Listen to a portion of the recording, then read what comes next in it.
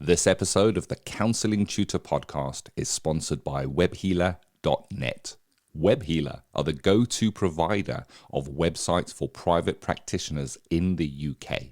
Established for over 20 years, Webhealer offers a non-technical and fully supported service to help therapists grow their private practice. Just one customer from your website each year pays for their service. Go to webhealer.net and use the coupon code CT100 for £100 off their Do It For Me service. Welcome to the Counselling Tutor Podcast, the must-listen-to podcast for students of counselling and psychotherapy. Here are your hosts, Rory Lees-Oakes and Ken Kelly. Hi, I'm Rory, and with me as always is Ken. How are you diddling, Ken? I'm doing really well. Thanks for asking, Rory. We're having a bit of a giggle here this morning. I guess the moods are high, and we hope that your mood is high as you join us for the Counselling Tutor Podcast. This is episode 238, and we have three topics we're going to be covering today, starting off with our theory in practice, where we look at an element of theory and how that comes alive when it's placed into practice in real sessions. And today we're going to be speaking about those all-important boundaries in counselling. We then move on to our practice partner, which is an area where we look at the complexities, navigating the complexities of going into private practice, starting a business ourselves as a counsellor or a psychotherapist, and what we may come up across on that journey. And today we're looking at an overview of getting clients. There's going to be a kind of a global look at the different ponds we can fish in to find clients, or the clients can find us rather.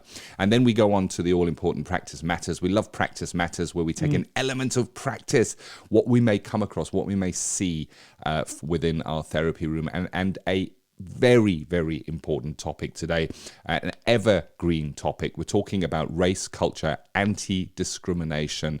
Mamood Ahmad, you met up with him, Rory, to have a chat about that. It's an important one. It's a great lecture as well. So that is definitely worth sticking around for. So let's start off with that theory in practice, Rory. When we see the theories we learn in the classroom, we see them actually in practice, and sometimes the theory that we learn in the classroom and how it appears in practice can differ slightly, can't it? And today we're speaking about boundaries. So should we start by revisiting the theory of boundaries, what we learn? Yes, well, I think the theory of boundaries is that as therapists, and certainly in the arc of training, if you are in the role of, sometimes it's referred to as helper, is that part of your job as being a helper is to manage certain areas of what you do. And the word boundaries means that you're thoughtful of how you present yourself, how you work with people, how you're respectful for people, but also how you manage time, how you manage your time. And, there is a principled position that, sometimes if you're in that seat of helper, or if you're the counsellor, you do retain an amount of power.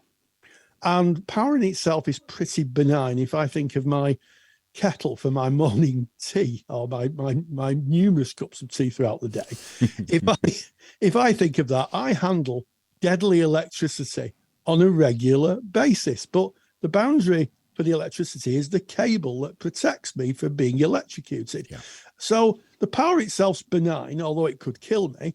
However, the boundary is the cable, and that stops me being electrocuted. And I think that's a good way of thinking about boundaries. It is a way of stopping harm or damage. Yeah, I like that. I love how you've used electricity there to describe boundaries. It really is. And the power dynamic of electricity. And I guess for me, boundaries, there are boundaries that we may bring into our practice that are client-facing boundaries, of maybe when a client may contact you or not contact you to protect your own time. So there are client-facing boundaries. But we also have our own boundaries of who we are as people and how we show up within our therapy room. And that may be, I take a break at least twice a year type of thing. And we might not share those with our with our clients, but they're our boundaries, and boundaries keep something preserved. I think that it creates an arena wherein there is safety. And the importance of boundaries for me in the theoretical sense is that there is a mutual understanding, specifically if we're speaking client-facing boundaries. So a client is in our therapy room, we'll be kind of speaking about how we work in therapy, where the lines are in therapy. And I'm going to use an analogy as well, Rory. Mine's not electricity. Mine is, I've been recently watching Cobra Kai. It takes me back. It's a spin-off from the film from, I think, the 1980s, The Karate Kid. And it's kind of where they are today. But there's a lot of karate in this, and they show the matches. And within a karate match, on a mat, there is drawn a boundary. And the match, the tournament, takes place within that boundary. And within that boundary, they interact with one another. And as soon as somebody takes a step outside of that boundary, it's out of bounds. They stop the fight, they stop the tournament, and they have to come back into the boundaries again. The boundaries mark a place where we do not step over. A boundary is something that is fixed. It is not something movable. So, for example, if a boundary is pushed up against by a client, maybe we say, I can't be contacted outside of hours, and you may have a client, and I'm just making this up as I'm going along, coming to your practice without an appointment and showing up, and you have outlined in your boundaries that that's not to be done. We would need to reset that boundary with the client. It's not movable. We can't go, on this occasion, okay, I'm going to see you. And you may well see them, but you might, when you next see them in therapy, go, I recognize that we decided you would not come to me out of hours, but you showed up at my practice out of hours. I'll wonder about how we can reinstate that. You'd look to reinstate. They don't move. You can't move it a bit and move it back a bit. It needs to be reinstated. I think that, for me, is important on the theory of boundaries.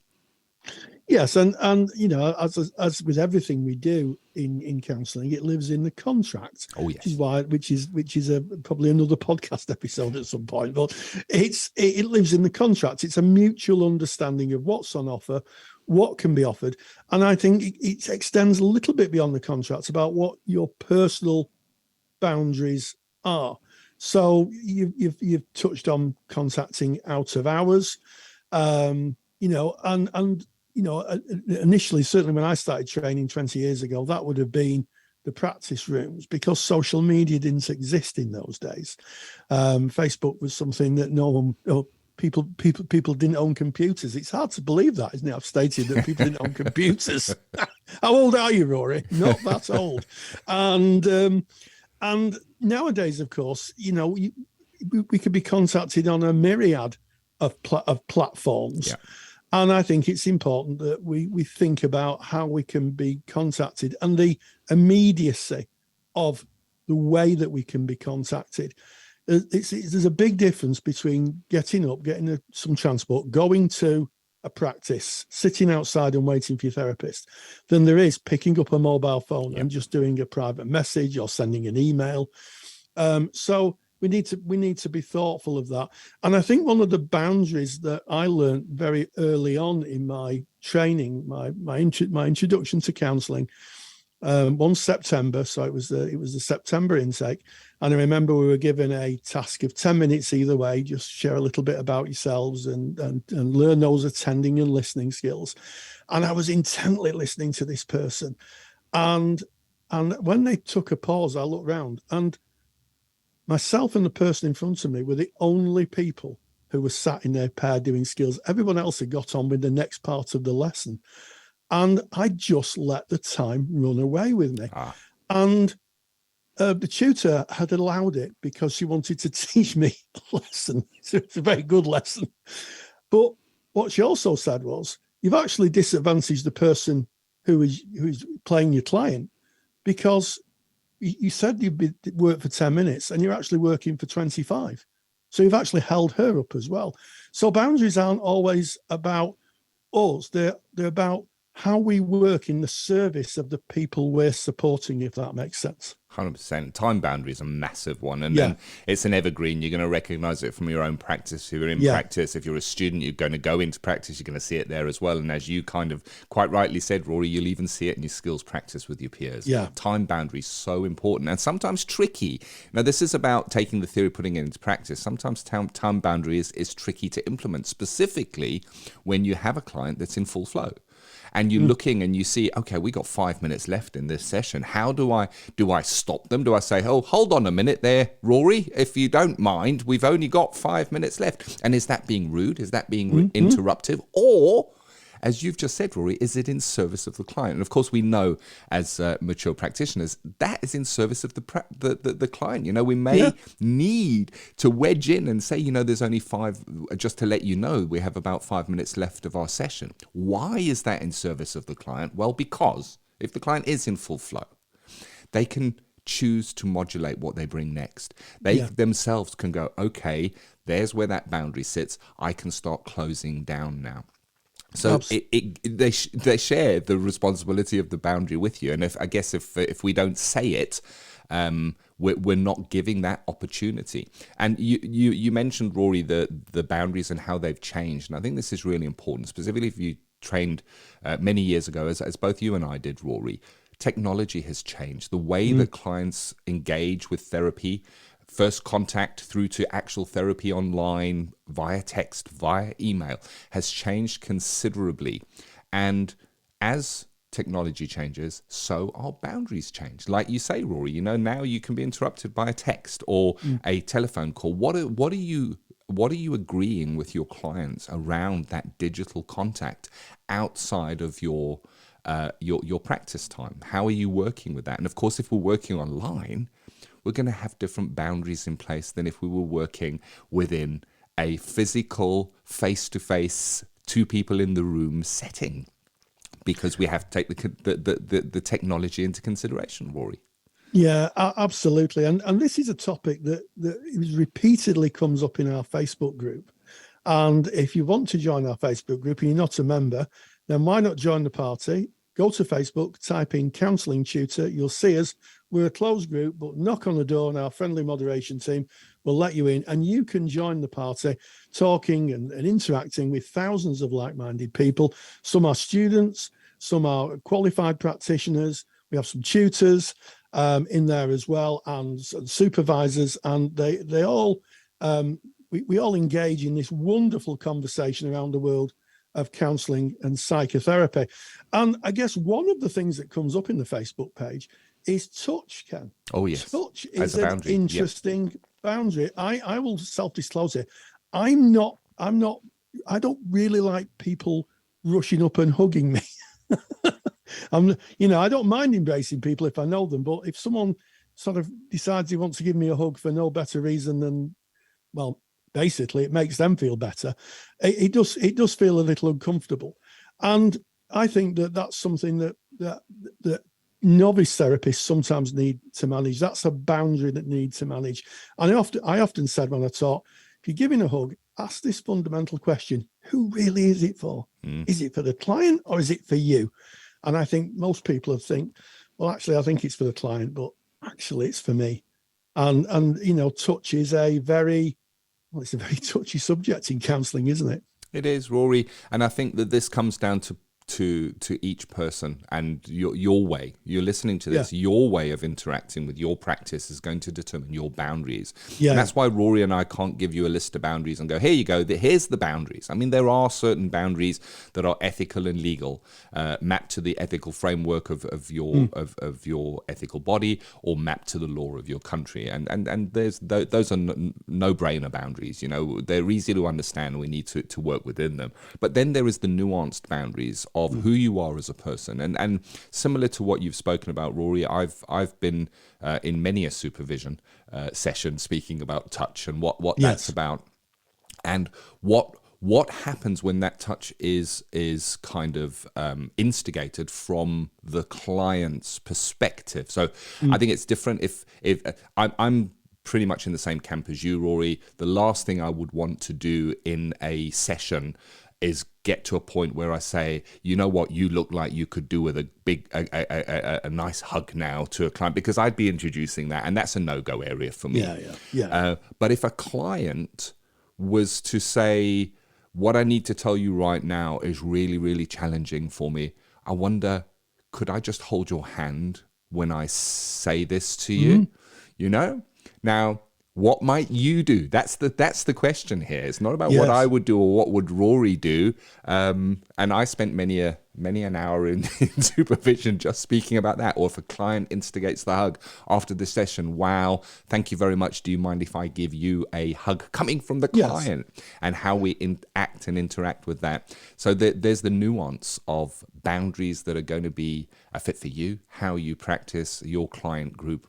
And I guess an interesting boundary, and this I think falls into ethics and in best service of clients, is working within our competence. Now, do you see working within competence as a boundary? You know, if you've got a client who comes along to that very first session, so you were speaking about contracting, Rory, right in the beginning, we get to lay out those boundaries.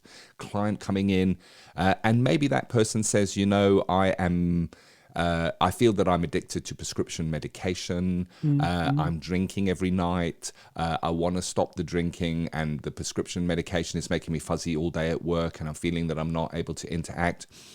I wonder, how might we view that person coming in? Now, if you have experience and you've done training in working with alcohol and working with pharmaceuticals or narcotics, then you're going to be right at home to work there. But is there an alarm or a trigger that would go and say, hold on a second, this is not within my competence range. I haven't trained deeply enough in this. I need to refer this client on. Is that a boundary where we reach that point of making that decision? These are the boundaries presenting in real life therapy, because that is going to happen. Somebody is going to present with a presentation that maybe doesn't 100% fit with your training, your modality, or how you can best serve that client, Rory. Absolutely. And you spoke earlier about touch being something that you discussed in supervision a lot. Yeah. Limits of competence seem to be a recurring theme in my supervision. Yeah. And because I think it, I only speak for myself here, I think that I need to audit myself to think, can I work with this client? Am I offering the best service to this client? And I think if we translate that as a qualified practitioner, and we move slightly down downstream, if you like, to when we're students, it also links into giving advice. Because I think one of the things I used to see with students, and I've done it myself as a student, was that somebody would talk about an issue, and they would say, "Oh, well, this is what you need to do." And of course, that's a boundary issue. That is almost like working outside your competence, because what you're saying is, I believe this to be true, even though it's not true for you. And why don't you do that? And I think that, as a student, is something that sometimes needs addressing. The fact that advice giving is just as a touchy in terms of boundaries as a qualified practitioner working outside their limits of knowledge. Oh, I love this. I love this discussion because it shows itself as a spectrum. Because as you were sharing that, Rory, I was thinking about a CBT therapist who would very gladly be giving advice. What you want to do when you feel that panic attack coming on is you want to do these exercises. Boundaries are specific to you. They're specific to your practice. They're specific to your training. They're specific to your modality. They're specific to the client group that you're seeing. It's a really, really interesting topic. As Rory and I say all the time, we're not the experts. We're not sitting here professing to know everything about boundaries. We're two peers discussing a topic that we know is important and that we see again and again in our Facebook group being discussed.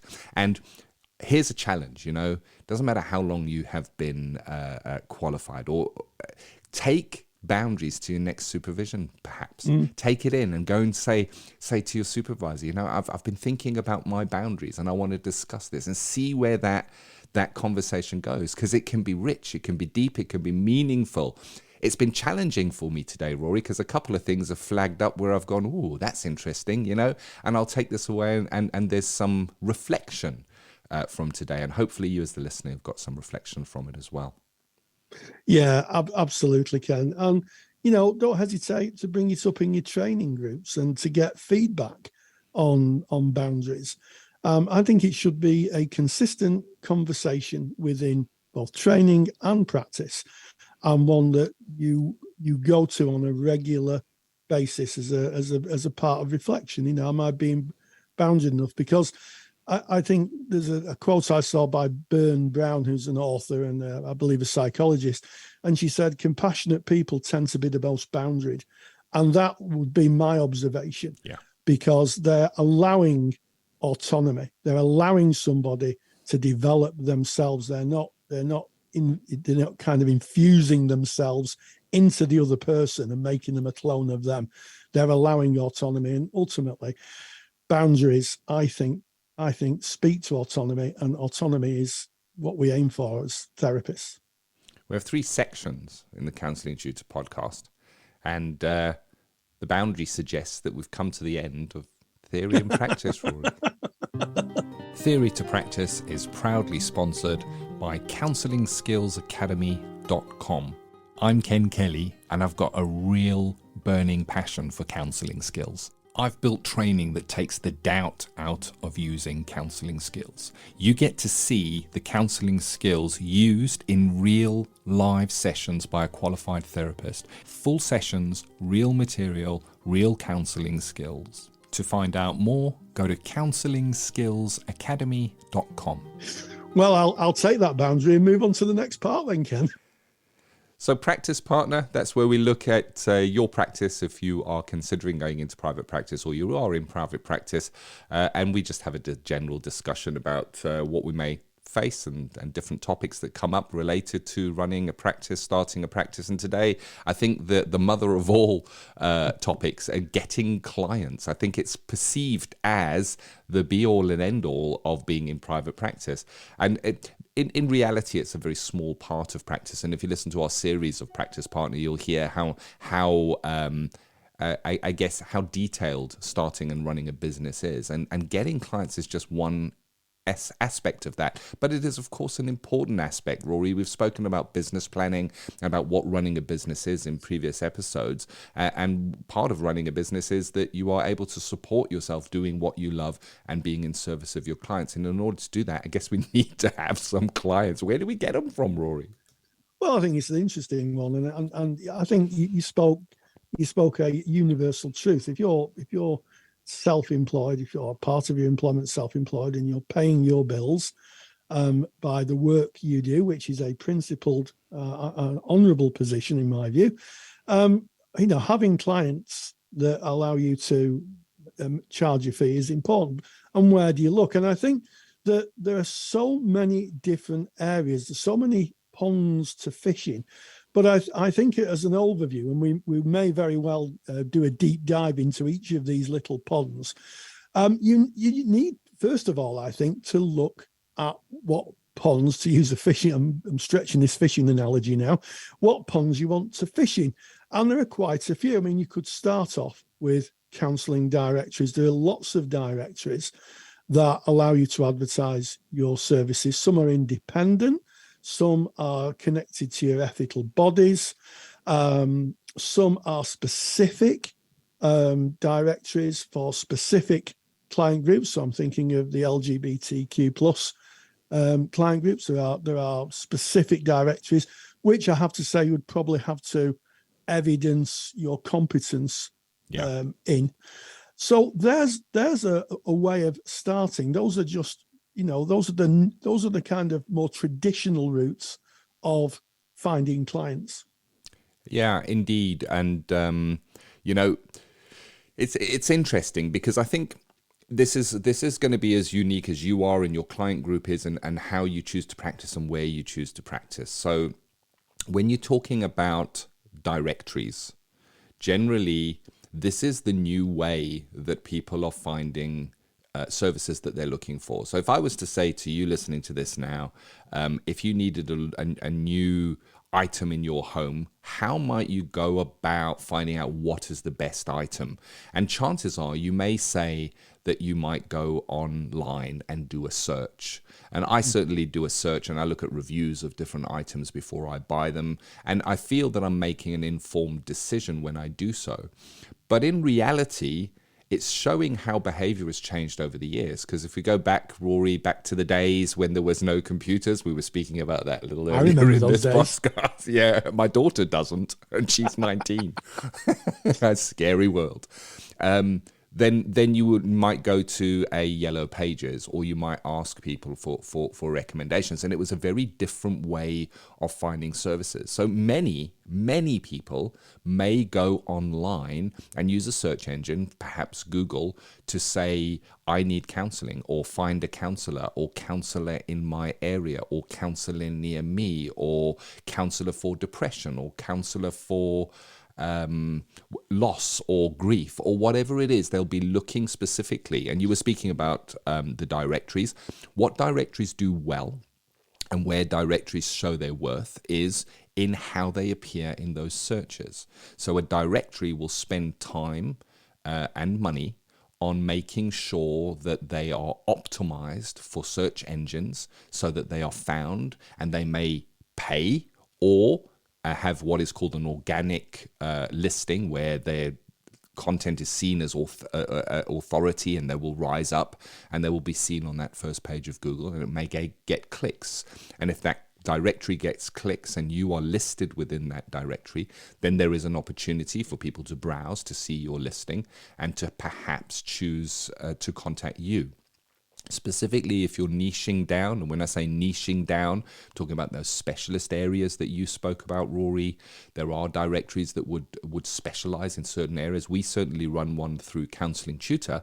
We have a directory for supervisors who are qualified to supervise online practitioners. And we started that directory because we saw that there was a need for that. So many practitioners now working online. Our ethical bodies within the frameworks call us to have supervision within the modality we are working. And there was a shortage, I guess, at one stage of clinical supervisors who were trained in online working to supervise online practitioners. We offer a course on that. And as part of the graduation of that course, we have a directory, and that is for online supervisors. So therefore, the traffic, or the people that go and search on that directory, are looking for something very, very specific. And it's a very specific qualification set that is matched up with them over there. So directories do cost. And as Rory quite rightly said, we will maybe do a deeper dive just speaking about directories and how you can list yourself and how you can maybe pop out from other people that are advertising on a directory. The money you spend on a directory usually is paired in with your membership, perhaps. So if you have an ethical body that has a directory, they may ask you for a little extra money, and then you can list within their directory and they would show your advert. There are independent directories who put their money into coming first on Google, and they will charge you a fee, and the same is true, and you will get the inquiries coming through from directories. So I think that's a good area. It's modern, it is popular, and many say that it is effective, Rory. Yes, yeah, absolutely. And I at some point we will talk about maybe how to write your listing to make your listing stand out, because it is a very crowded marketplace. Yep. It's rather like the marketplace. Near I live, we have a vibrant market, and we have a man who sells towels, and you'd always know his store because he's very vibrant. He stands out. You know, you want to go if you're in the market to buy a towel, you would go there because you know him, and I think that as part of developing, your way that you get clients is to think about what it is you're offering, how you present yourself, maybe even thinking about, is there a niche that you can offer certain client groups, certain presentations, trauma being one of them. So yeah. But I do think you have to put that in your mind. How do I get my clients? And more to the point, how do I do that over a long period of time? Because this is your employment. So this isn't, when you're thinking about getting clients, this isn't just for this week or next week. It should be part of your business plan to look at how you get clients and to measure, I think, the effectiveness of where you are looking. So if you're in a directory, it's very simple just to put a Excel sheet up and say, I've been in that directory a month. How many referrals that have turned to clients have I got? And then you can work out where your best fishing is. It is literally like fishing, isn't it, Ken? You just say this pond is better than that pond. And I don't want to kind of reduce something that's so important down to fishing, but effectively, I think it's a useful metaphor. It is, and it's all about being visible. If you're not visible in your business of being a therapist, and you're not there for the people that are looking for you, then they're not going to see you and they're not going to contact you. So being qualified, wanting to be in private practice, and having all of that motivation does not get clients. We need to take action, and sometimes that can be a slow process. So speaking about directories, they're kind of a quick fix. But again, as Rory has said, it's a crowded market. You're in a directory with thousands, if not tens of thousands of other therapists that you're competing against. And you might go, okay, well, at least my area will narrow that down. And that's 100% true. Your area can narrow that down. Your specialism can narrow that down. And it's about the narrowing down to be seen. So there's one area. Another area is within your local area. How can you get referrals in from organizations where your client group may present? Are there professionals that people in your area, if you work locally and you have an in-person practice or even an online practice and you're looking for local clients, are there professionals within your area that a client may go to and present in a way that they are looking for a counselor or looking for someone to speak to? And can you create a referral relationship with those professionals? It's a longer and slower burn. So it's not like a directory listing where you go and put your listing up today and perhaps tomorrow you may have an inquiry. With referrals, it's about relationship building. And if you're working online, maybe that referral net can be stretched a little wider. And certainly in our online and telephone counseling training, we speak about the importance of digital referrals. If you're working online with clients, they're not going to be in your area. You can't refer to local services, and local services maybe can or can't refer to you depending on what you offer. But you have a wider net. So if you're working online, maybe you can cast that net wider. Who is your client group likely to connect with a recognition that they want that your services would be useful, and how can you arrange a referral from that person? I'm thinking back to when I was in placement, and when I was in placement, I worked in NHS in doctor's surgeries. That was where I did my placement, and I would get referrals from the surgery that I worked in, because not all of the clients that went to a doctor, maybe with difficulties that they were facing or depression, and asked for counselling, not all of them wanted to go on the waiting list for the NHS counsellor. So the practitioners within the practice would say, well, you can go on the waiting list, or alternatively, our counsellor that works here does see clients privately as well. And I would get a number of referrals through that relationship, I guess. So there's a consideration and a practical world example of how that might work. But it's about your practice. Who might refer to you? There's another pond in which you can fish. Absolutely. And we'll be looking at the different types of ponds that are available for fishing in. I guess finally on this, the other area you could look at is local businesses. Businesses who employ staff. They have a HR function, a human resources function, and part of that may be offering support for staff who are going through difficult times or need some support with issues of emotional issues. And certainly in my time as a therapist, I've had some referrals from organisations, and I would absolutely echo your sentiment about building relationships.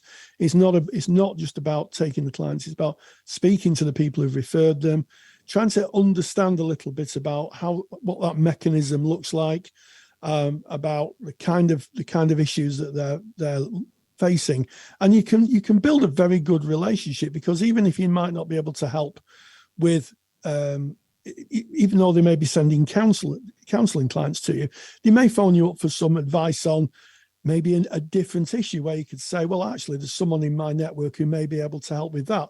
We talked earlier in the podcast about, substance misuse, alcohol or drugs misuse.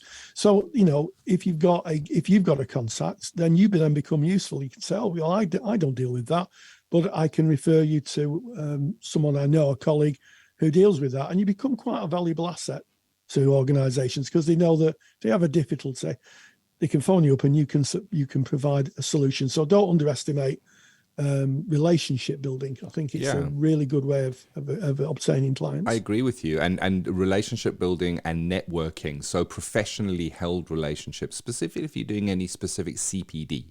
And again, I'm going to refer to our supervision training that we offer. Within our supervision training, you may have a practitioner who has a specialist area. They may work with children and young people, and they would be learning supervision. But then you might have another person learning supervision who doesn't have that expertise group, who a supervisee comes to them and they'll go, oh, actually, I do know a supervisor who does work online, who does supervise online practices and does have a specialism in working with children and young people. And there's a professional opportunity to refer. If you are doing CPD, or if you're on a course, make sure you keep contact with the people on the course, because it can develop into professional relationships. And I think it would be remiss to leave this topic without considering that when you're looking for clients, we need to understand that the client goes through a journey. So the client's going to go through a consideration journey. They have choice. In the same way, we started this off of saying if you were looking for a product, you might go on Google to look for that. Maybe you would end up on comparing different shops and the same product across different shops. Well, the same is true as clients. People are discerning. There is more choice in the digital age. And I think it reflects the importance of having a website or having a digital presence where a person can learn a little bit more about you. So, for example, if we're talking about being on a listing site, with a listing, you might have a link to your website where somebody can learn a little bit more about you. We have a great sponsor for our podcast, webhealer.net, and of course they have the special for Counselling Tutor. So you hear that at the beginning of each and every podcast. They're our sponsor. And of course, there are other ways of getting a website, but having a website who says who you are, the clients that you work with, and kind of a little bit more about how you work, so important for that consideration stage that a potential client is going through when they may be comparing one to another and looking for who might be the best fit for them. And that is called owned media, when you have your own website. And there are a number of different ways of getting that. And we will have more episodes where we'll speak more in depth about websites. And then the last thing that I wanted to speak about is paid media.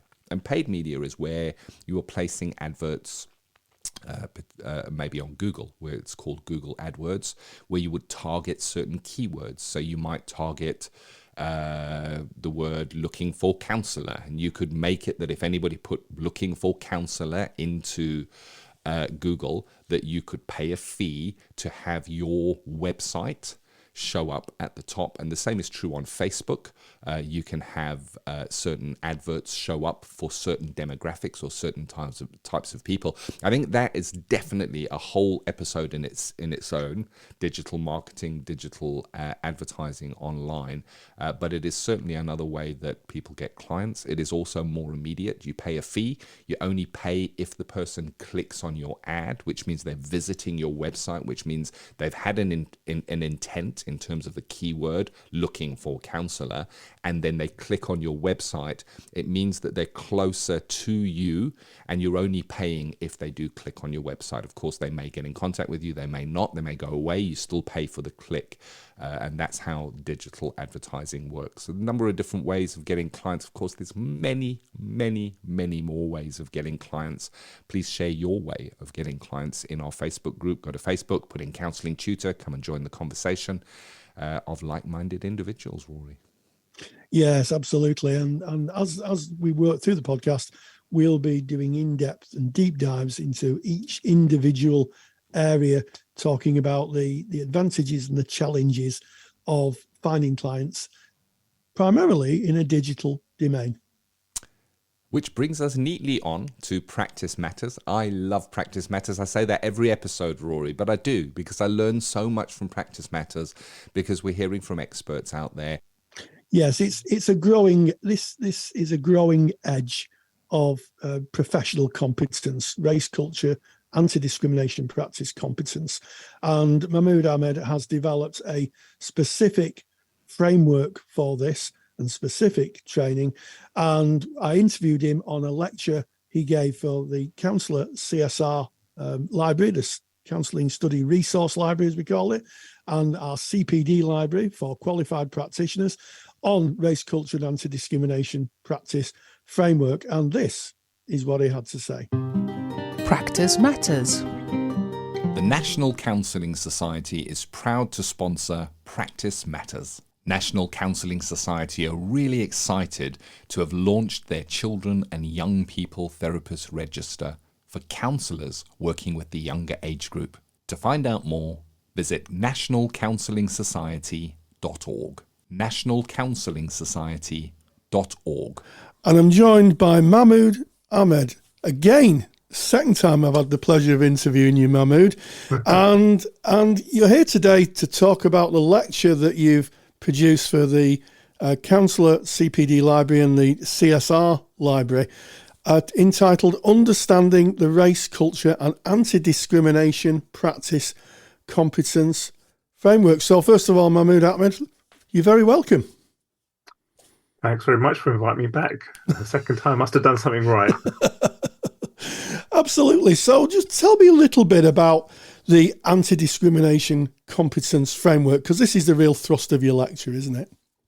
Yeah, absolutely. So this is an area, as we were talking before, that we haven't really adequately covered in terms of curriculum. So really what it's about is our human experience of being a particular identity, whether it's nationality, or whether it's race, culture, to really become aware of our cultural worldview, our society's worldviews, our family's worldviews, and to be able to use that in therapy to provide better outcomes. So, and particularly when we talk about diversity and the big 8 characteristics, we need to consider how we're working in a way that doesn't recreate societal discrimination, bad language, etc., microaggressions in the therapy room as well. So it's really important that we get this right. There's tons of evidence, first of all, that the therapeutic isn't up to standard overall for many groups, like based on ethnicity, race, and culture, neurodivergence, etc. That we need to improve that, and we also need to consider as therapists that there is ample and tons of evidence that says the mental health of these groups, people from these groups, is far poorer because of that. Yes. And there is something called dual burden, isn't there? The fact that people are, struggling, but also they're being, they're struggling as well as being a minority group, and it's sometimes referred to as dual burden. We talked off air before we recorded this, and one of the things that came up was the fact that, there needs to be a more in-depth understanding of otherness. And I'm really taken with that word, understanding that when you meet someone in the therapy room, that you should meet them where they're at. And that would encompass all of them. And I guess your training is about trying to get therapists to think of people as the other in all their difference. Would that be a fair summary? Yeah, I think it's the classic wholeness, of the person. So someone's cultural, whether it's a strength, whether they believe in it, that's up to the individual, obviously, whether that's important or relevant, it could be a factor. But you're right. If we are seeing a client and we only see part of them because of our own identity, let's say, and we don't go there, for example, or don't have enough knowledge of how to broach it, how to get into that, how to bring out the stories, the narratives, the conflicts, then we are missing a part of them. We're actually going to be seeing one side of them, perhaps, if that's the case, of that person, because obviously the power dynamics in society, etc. We need to consider actively how we build relationships, how we work with these clients, so we can see the wholeness of them. And it's such a liberating experience, I think, personally, to have a therapist, especially one who has a different identity, to take an interest. Yeah. And even if it isn't about the actual problem or factor in there, but just imagine a therapist who takes an interest to see parts of you that others haven't, yeah, or haven't even bothered to broach. Yeah. I mean, I totally agree, and I think that there's the old saying, which I fear I may have coined, which says the therapist can only go as far, the client can only go as far as the therapist has gone themselves. There shouldn't be any areas of blankness for a therapist in terms of understanding otherness. And my view is, I think it's absolutely ethically important and humanly important that as therapists, we try our very best to have a strong understanding and a commitment to race, culture and anti-discriminatory practice. It's not, as when I trained in the 2000s, a kind of nod to otherness. It's about involving yourself in otherness and really trying to understand the person in front of you.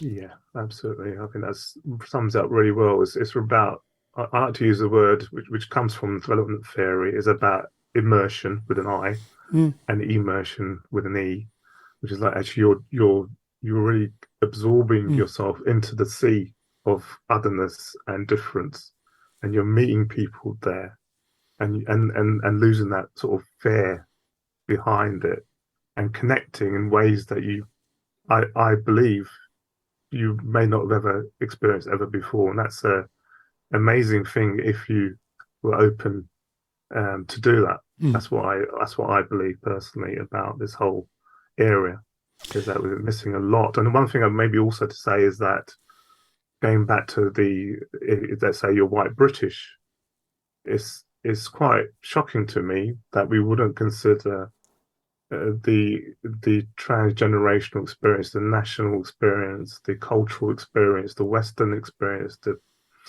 English experience, the Yorkshire experience, yes, and the traumas that we that we can carry. And I think this is a ubiquitous thing, that families carry as well. So to consider that cultural aspects of living in your society is an important part of not only our own work, but also the awareness of, hold on here, I am in this pond of water. Let's examine what this pond looks like. What's the ingredients of this pond or this river?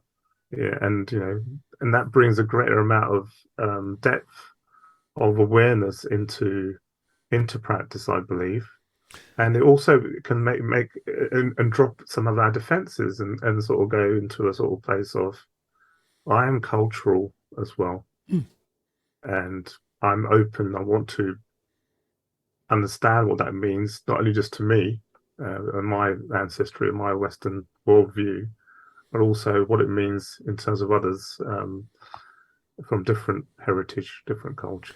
Even if it's important, even if it's a white, let's say, a white British client. Yes, I mean, I think that's interesting. I think you've hit on a very interesting point. If we just looked at white British experience, it is not one homogenous group of people with light skin.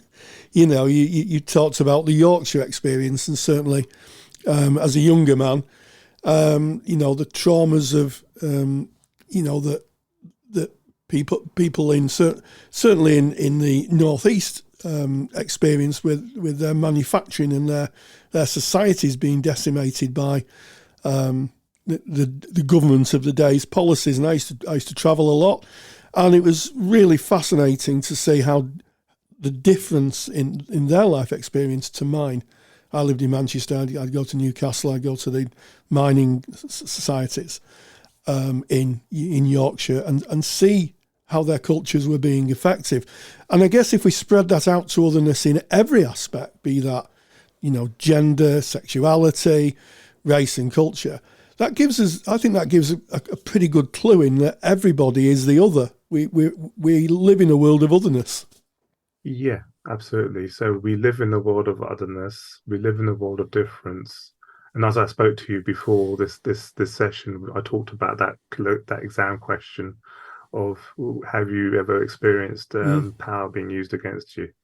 And that's a pause moment for a lot of people. So it connects with something deeper, but we need to be able to use that and recognize that for many of these groups, it's about societal power being used against them. It's historical, intergenerational, for example, the colonization and slavery aspects of Black people. So by connecting with that in our own, as you say, otherness and those experiences, we can then understand and be more empathetic. I believe it's not the only way, but I think it's one way of connecting with what that must be like if I'm othered as a group, not just as an individual. And that's what's happening, whether it's to do with class or anything else, any of those identities. And identities maybe we don't know anything about as important as well, is that there are groups out there, for example, travellers, Gypsy Roma people. There's obviously an abundance of mixed race experiences. Yeah.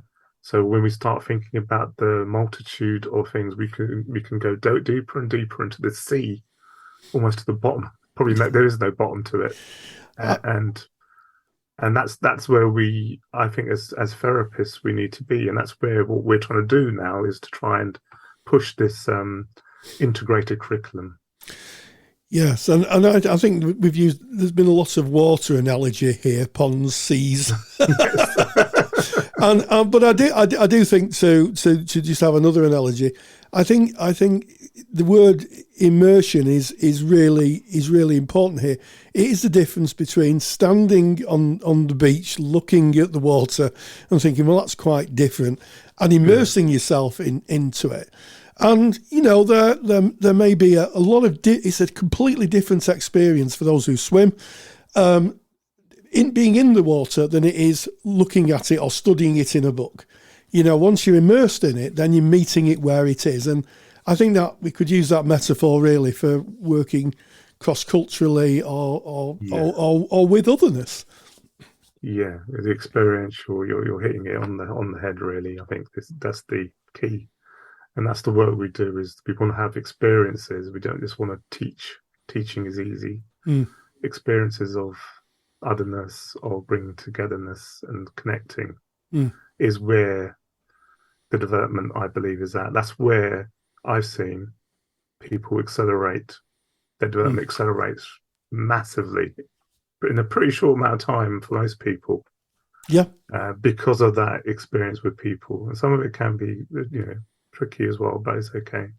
Yeah, people have to get past perhaps fear.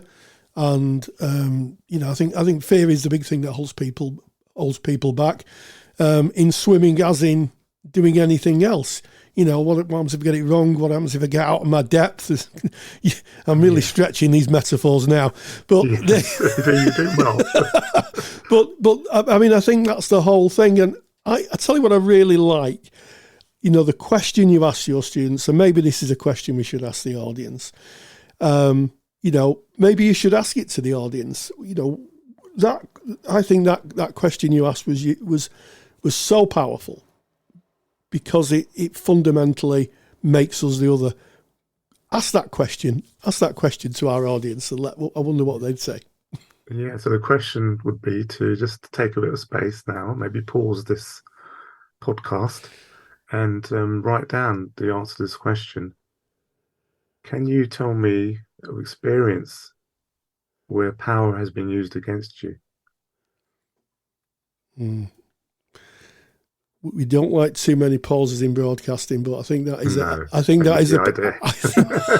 I think that is. I think that's a pause moment, Yes, Mamood. yeah. And I'm sure there'll be a lot of people listening to this thinking, "Yeah, that happened to me." And if it happens to you, it can happen to others. Yes. So as we come to the end of this interview, what do you hope that people will take away from your lecture? What is the hope when the lecture ends and people have viewed it that they can take away? Yeah, so the main takeaway here is that you use the lecture and there's a competency framework alongside it, and there's also a free mini course which we can use to describe the actual competency framework. What I would say is taking away is to go through that document and mark yourself, perhaps, self-development task. Mark yourself. Do I understand these statements? Have I used these statements? And how much knowledge do I have and practical skills do I have? And just almost mark yourself on it and get training based on that. We do training. So our training model is based on a certificate model, and there's one-day trainings as well. They're all NCS approved trainings. So we are trying to really get that out there. And also to say that we are now moving into training organizations as well, to help them reorganize their curriculum around not just about race and culture, but diversity as a whole, which centralizes race as well and class. And to get that into an integrated curriculum. So we've got pilots running there. So if you know of any institutes or interested, please get in touch. It's part of what we call the Anti-Discrimination Foundation collective, if you like, for bringing to the people that are interested in this area. So my takeaway would be to, as it summarizes, to go and look at that lecture, go through the competency framework, ask any questions of us, do the training if you're able to. And I think that sums it up, I think. Well, I mean, I think that it's been a really interesting dialogue, and I'm sure that a lot of people who listen to this section of the podcast have got a lot of food for thought. Mamood Ahmad's Understanding the Race, Culture and Anti-Discrimination Practice Competence Framework is available in the CSR and the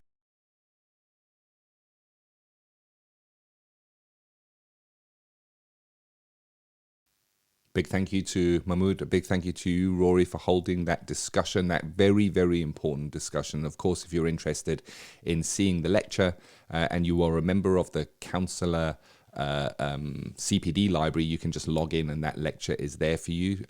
If you're not a member of the Counsellor CPD library, visit counsellingtutor.com and all the information is there. And I believe that this lecture is also in our Counsellor Study Resource Library as well, Rory, because it is such an important topic. It's a topic that students will learn about. So if you're a student and you're a member of our Counselling Study Resource Library, you also have access to that. If you're not, again, counsellingtutor.com, all the information is there if you're interested in joining. This has been episode 238 of the Counselling Tutor Podcast, Rory. Absolutely. And we started off with theory and practice, boundaries in counselling. And I fear that I've been remiss in not mentioning the super duper handout that we discuss boundaries that you can download. It's easy to do. Just go to counsellingtutor.com, navigate to podcast episode 238, and that handout will be waiting for you. Just click on it and you'll be able to download it, and that outlines even more information on boundaries. And then we moved into getting clients, talking about if you're a private practitioner, how do you obtain clients? Who do you build relationships? Where do you look to get your client referrals? And then finally, I caught up with Mamood Ahmad and we talked about understanding the race, culture and anti-discrimination practice competence framework. And he talked about, he outlined his lecture and why it's important that this growing edge is something that really needs to be addressed by practitioners. And as always, stay grounded and stay safe. Take the stress out of your counselling studies and get the support of Rory and I by joining us in the Counselling Study Resource. Counselling Study Resource, or CSR for short, is the world's most comprehensive assignment guidance and study support resource for students just like you of counselling and psychotherapy. See how Counselling Study Resource can help you. Visit counsellingtutor.com. That's counsellingtutor.com. Thank you for listening to the Counselling Tutor Podcast. Find the show notes for this episode on our website at www.counsellingtutor.com.